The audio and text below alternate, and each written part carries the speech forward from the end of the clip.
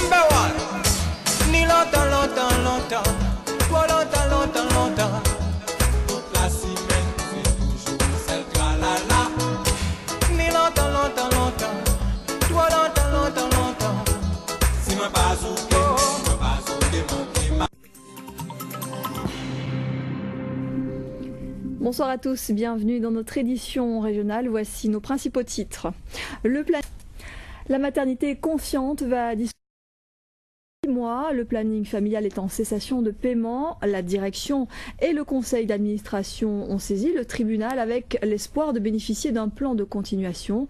Le tribunal vient de leur accorder un délai et a nommé un administrateur. Le point avec Paul-Henri Scoll et Philippe Grenier. Justice, en bref, le procès du jeune qui avait été interpellé dans le cadre de l'incendie d'un véhicule à Marie-Galante a été reporté au mercredi 18 janvier. Il devait avoir lieu cet après-midi au tribunal de Pointe-à-Pitre. Quelques membres du collectif Pays d'Ubbout avaient fait le déplacement pour soutenir le jeune homme. Et on s'achemine vers la fin de l'instruction dans l'affaire Claudie Elisor, ce Guadeloupéen passé à tabac il y a 1 an en Seine-Saint-Denis. Il avait refusé l'accès d'une soirée privée qu'il animait à un inconnu lors du réveillon de la Saint-Sylvestre. L'épouse de la victime et son avocat ont été entendus par Vincent Cizère, le juge en charge du dossier. L'audition n'a rien donné. Le point avec nos confrères d'Outre-mer Première. La carte vitale, c'est à l'âge de 16 ans que les jeunes en prennent possession. Auparavant, la couverture sociale est assurée par les parents. Afin d'offrir toutes les infos relatives à cette carte vitale, la Sécurité sociale de Guadeloupe mène une campagne auprès des jeunes. Illustration au lycée de Providence, aux Abîmes, avec ce reportage de Jérôme Boicas et de Jean-Marie Mavounzi. Le mois de janvier est l'occasion de faire les bilans. Intéressons-nous à celui du port autonome de la Guadeloupe. L'année écoulée est satisfaisante. Le tonnage global a progressé de 8%, tout comme le trafic container, plus 7,2%.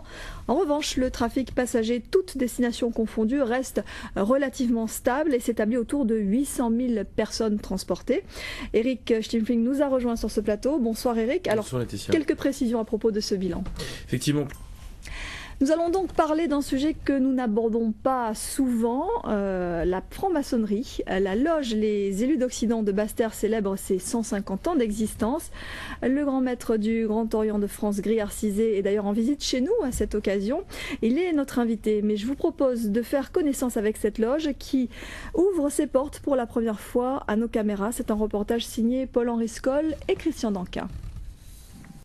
C'est un rendez-vous incontournable à Saint-Martin depuis 10 ans et un formidable atout pour le quartier de Grand-Case. Les mardis de Grand-Case ont repris hier soir, un événement festif et culturel qui n'a pas failli à sa réputation.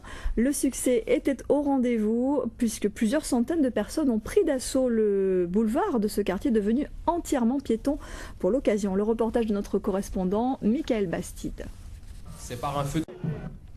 C'est un bien triste anniversaire que Haïti s'apprête à célébrer. Demain, cela fera 2 ans que l'île a été frappée par le terrible tremblement de terre. Une catastrophe qui a provoqué la mort de 200 000 personnes au moins et fait des milliers de sans-abri. Des sinistrés qui ont été accueillis dans des camps provisoires. Mais 2 ans après, les jours passent et rien ne semble vraiment bouger. Le reportage de Sufati Tomboubani d'Outre-mer Première.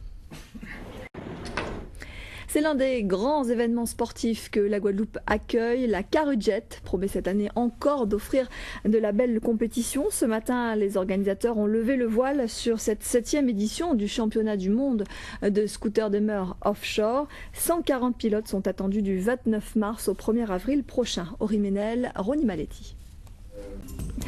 Dans un instant, Temps d'Acaillou, votre magazine en créole, suivi d'un téléfilm à 20h35, 4 garçons dans la nuit. L'info revient demain à 13h avec Laura Séné. Nous on se donne rendez-vous dès 19h. Très belle soirée.